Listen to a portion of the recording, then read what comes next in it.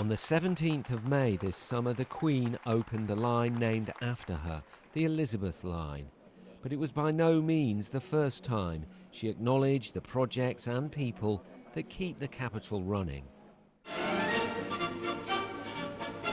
Taking a driving course at a training centre is Princess Elizabeth, 2nd Subaltern ATS. It is 1945 and Princess Elizabeth is learning to drive. She's also learning how to be a mechanic. Princess Elizabeth in overalls working on the engine of a Red Cross lorry.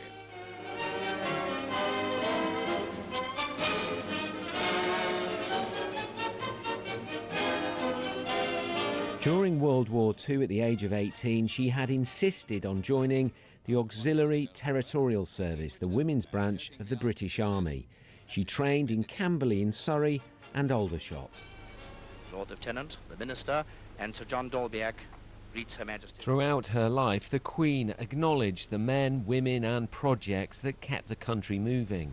Just 10 years later as Queen, she was opening buildings and naming, not maintaining, ships, trains and transport. Whatever form air travel may take in the future, and we may be certain that striking changes lie ahead, London Airport will, I am sure, continue to grow in importance as one of the world centres of air traffic.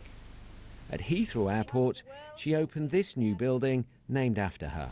It gives me great pleasure to inaugurate this terminal and to name this building in which we are now standing, Queen's Building.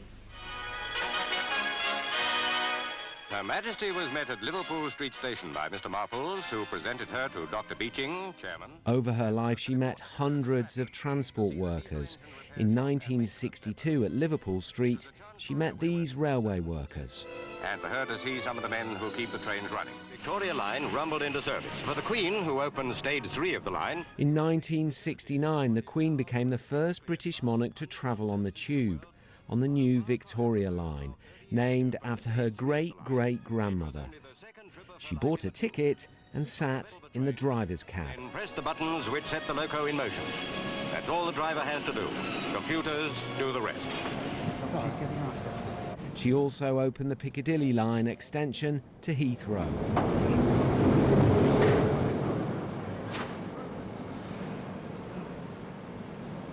The Queen has paid tribute to the volunteers and emergency services who took part in the rescue operation after the Paddington rail disaster. And in 1999, she was there on one of transport's darkest days in the capital. She visited the site of the Paddington rail crash.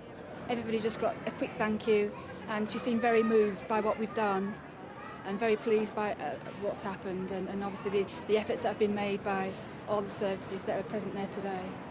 For the first time, the Queen stepped onto a London bus. 3 years later, in 2002, Her Majesty visited Willesden Bus Garage and talked to bus drivers. Well, I think that is a good thing, for she to come and see how, the bus people work, how the transport service and everything, how we transport the people from, from A to B. A new diesel motor being lowered into position. During her lifetime, the Queen saw huge advances in infrastructure and huge changes to the capital. What didn't change was her interest in those who kept the country going. Tom Edwards, BBC London.